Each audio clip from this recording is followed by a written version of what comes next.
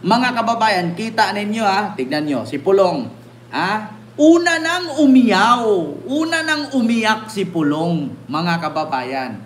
Pakinggan ninyo ha. Huwag daw gawing, huwag gawing props ang Davao. Bakit ginawa bang props? Props para sa publicity. Ito ang tugon. At first, it was a small empty space. Huwag daw gawing props ang Davao. To build a kingdom.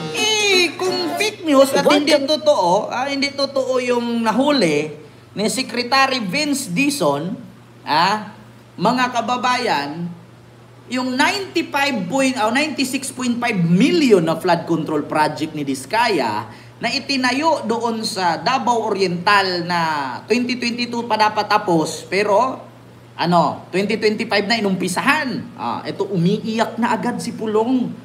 Hindi pa pinuntahan ang Davao City, nasa Davao Oriental pa lang, nagngangal-ngal na siya. Ito. Huwag gamiting props para sa publicity. Ito ang tugon ni Davao City 1st District Representative Paulo Duterte sa paglilinis ng flood control project sa bansa. Sa kanyang social media post, patot siya ng sinabi nito na huwag gamiting props ang Davao para lang may maipakitang tapang sa pag-iimbestiga ng maanumalyang flood control projects. Ayon kay Pulong, nagkakaroon umano ng anyay selective amnesia pagdating sa malalaking distrito sa bansa. Panawagan nito sa NBI, CIDG, Ombudsman at NEDA matapos suyurin ang Davao City at nakitang walang ghost projects at substandard. Anong walang ghost project at substandard? Tigilan nyo nga ako, hindi pa tiyanik ang Davao. Davao Oriental pa lang yun, wala pang Davao City. Sa Davao Oriental na nga, may napapalpak na nga. Ito, ipakita ko sa inyo. Ito mga kababayan. Ito. Davao Oriental Ghost. Makita naman yan. Namura nga ni Vince Dizon yung DI yung District Engineer Minura ni Public Works Secretary Vince Dizon ang isang district engineer ng Davao Occidental dahil sa nabistong Ghost Flood Control Project. Sinimulan ng kasi yan noong nakaraang buwan kahit 2022 pa raw ito dapat natapos. Aniya sa frontline sa balita si Bill Montalvo ng News 5 Mindanao. Walang Ghost Project. Hindi ka na naawa dyan sa mga estudyante dyan, saka yung mga tao dito. Hindi mo ba sila inisip? Bakit ka nagbayad ng Occidental? Mura at sermon ang inabot ng District Engineer ng Jose Abad Santos sa Davao Occidental kay Public Works and Highway Secretary Vince Dizon. Isang delayed flood control project na naman kasi ang nadiskubre ng DPWH at Independent Commission for Infrastructure. Yan ang itinayo sa Kulaman Bridge. 2022 pa dapat ito natapos. Ang masaklap, nitong nakaraang buwan lang ito sinimulan. Ang isa pang kinainis ni Dizon, pinalabas pa na tapos na raw ang proyekto. According to the documents we got from the Davao Occidental District Engineering Office and also confirmed by RD Judy, who is here, this project was completed kunyari noong 2022. Nabayaran na ng buo ang proyekto sa halagang 96.5 million pesos. Ang kontraktor ng proyekto, ang St. Timothy Construction Company na pagmamayari ng kontrobersyal ng mga diskaya. Galit na galit ako kanina Sino ba naman ang hindi magagalit? 100 million pesos. Sino man ang pumirma dun sa mga papeles na yon na nag-authorize ng payment? Kulong lahat yun.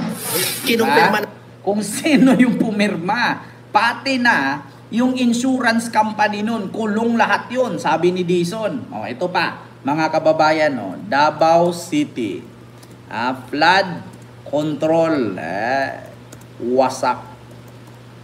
Kikita naman natin yan. Sira agad ang isang flood control project sa Davao de Oro na nadiskubre ang sira at wala pang 3 taon na sira na agad ng isang flood control project sa Davao de Oro. Davao de Oro lang yun nandito nga ako sa isa sa mga... Dito sir, nagsimento zone 2 yung ginagawa ngayon ng backhoe. And we're expecting na matapos ang activity sir. Lilinaw lang. Huwag gawin.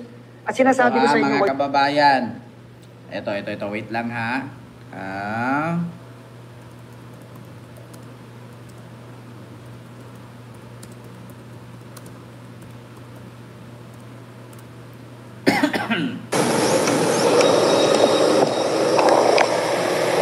Matinding Davao City natin.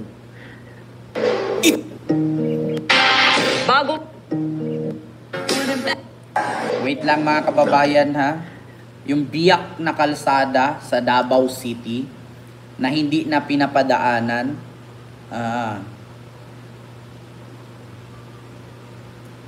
Nang makita ninyo, actually pinakita ko yan sa inyo mga kababayan eh.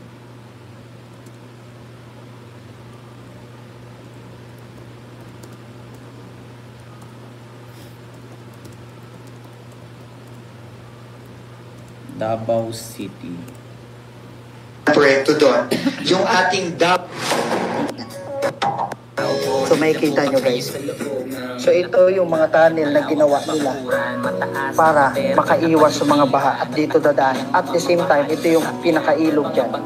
Kung makakita mo, pagtaas ng tubig yan, hindi aabot dito sa kalsada na to dahil nga meron silang ginawang flood control sa area na yan na napakahaba.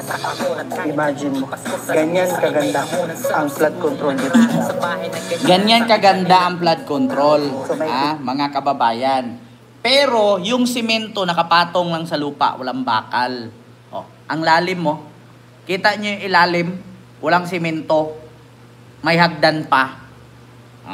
Kaya meron pa iba, mga kababayan. Matinding baha ang dinulot ng walang humpay na ulan sa Davao Region. Isa ang patay, isa rin ang nawawala. Nasa frontline na balitang yan, ang ating Mindanao correspondent, Bril Montalvo. Umulan kaya binaha kagabi ang national highway na ito sa barangay Tibungko sa Davao City. City yung narinig ninyo ha. Sabi ni Mambing Jacinto, Ken, sabi ng mga DDS, maghanda ka na raw sa paggilit ng leeg. Hahanapin ka raw nila. Alam nyo, ako po'y nananawagan sa lahat ng DDS. Alam ko na mahilig kayo manood ng mga vlog. No? Actually, maraming DDS nanood sa akin. Bago nyo po ako sabihin maghanda ako magilit ng leeg, ihanda nyo po ang sasakyan ni Digong pauwi. At siguraduhin nyo po na si Digong makauwi buhay. Hindi po siya uuwing nakagarapon. Yun lang. Less talk, less mistake. Mistakes. Siguraduhin po ninyo na si Digong makauwi. Kasi hindi naman po talaga ako magigilit kapag hindi siya makauwi. Ang problema lang kasi, maraming nagtanong, kailan ka magilit? Tanong ko din sa inyo mga DDS, kailan po ba siya uuwi? Kasi sa totoo lang, kung gilit lang ang pag-uusapan, kinalawang na yung mga panggilit ko. Kahit 1,000 panggilit, sabay-sabayin kong igilit sa leeg ko. Pwede. Ang tanong, kailan po uuwi? Mahirap na intindihin. When? Where? How? Yung 5H and 1W.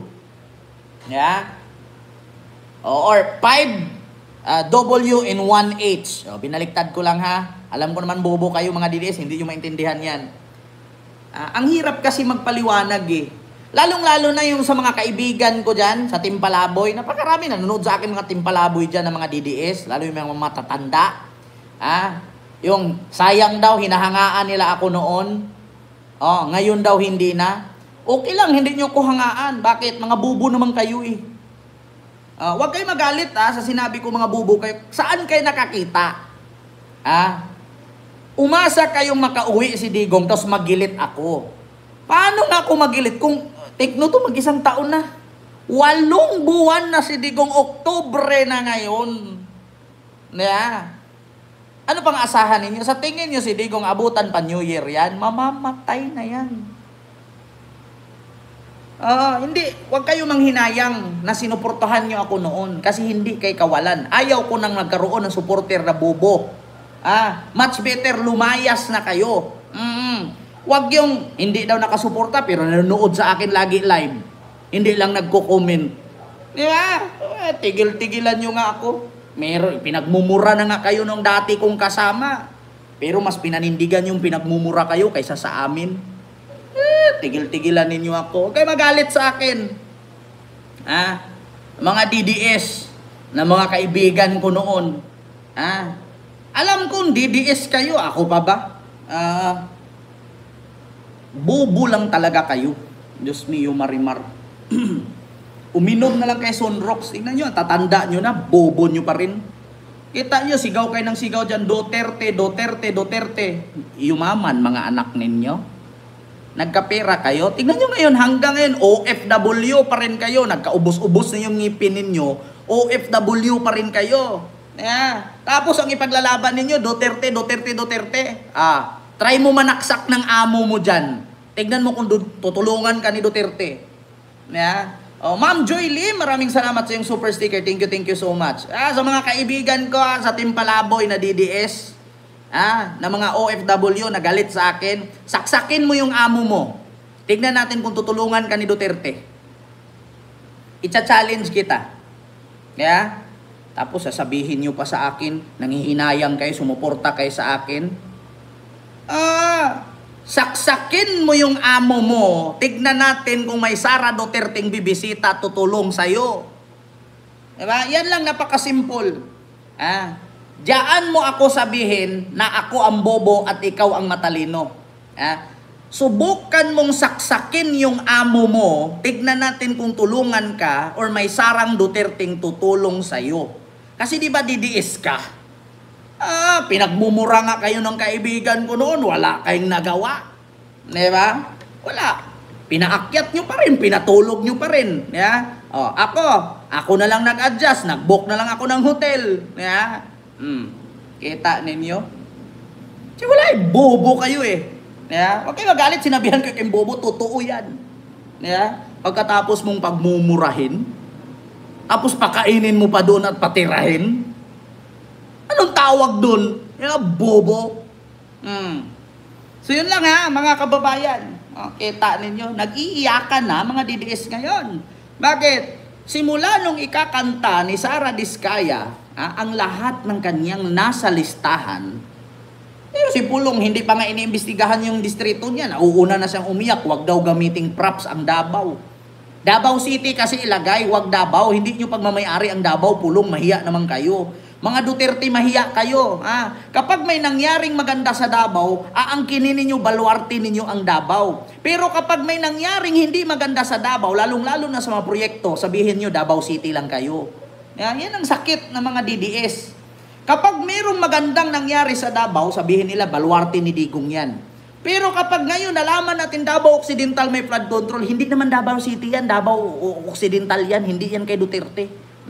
Ganyan sila kabubo. Ganyan sila kasakit. Sakit pa intindihin.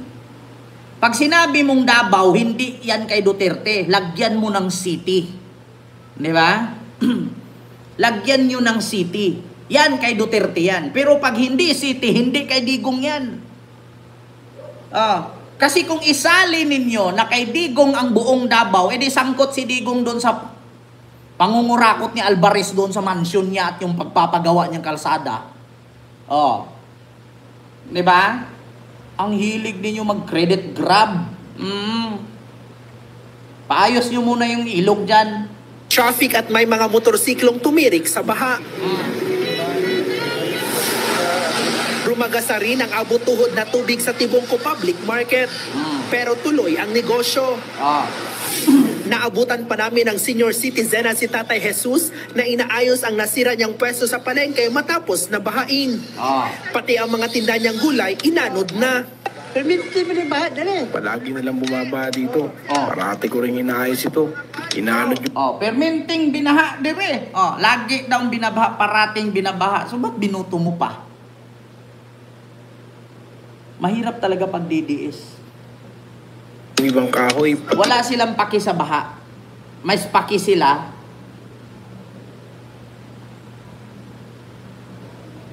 Ibang paninta kong mga gulay.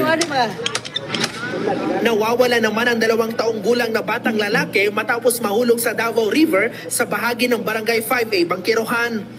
Bangkirohan, Davao City pa rin yan. Tingnan nyo, bata, nawawala dahil sa baha. Kada baha may patay. Gusto nyo yan?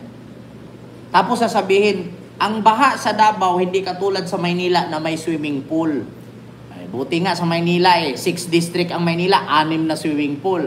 Ang Davao City, ginawa ninyong dagat. talo pa rin ang Maynila. Ang Maynila may swimming pool every district. Ang Davao, dagat. Saan nakakatakot, yung swimming pool o yung dagat? Pag nag-tsunami yun, ubos lahat. Sa swimming pool, walang tsunami. Sunrocks lang meron. Yeah? Naglalaro ang bata sa gilid ng ilog nang madulas siya at maanod. Kwento ng ama ng bata, natutulog siya kaya hindi niya napansin ang nangyari. Diba? Kasi didiis nga. Kaya hindi niya alam. Tulog ka lang dyan. Nabahaan yung anak mo, patay. Nga. Pag didiis, bobo. Yeah. Ngayon yun, mga kababayan. So, yun lang. Yung ating live ngayon. Nag-iiyakan na sila. Hindi pa naimbestigahan yung lugar nila. Wala na. Wag daw gamiting props. Natural lang yan. Imbestigahan kayo dyan. 51 billion ba naman budget nyo? Iniimbestigahan nga yung 100 million lang. Yung 51 billion pa kaya. Nako, mga kababayan. So, yun lang.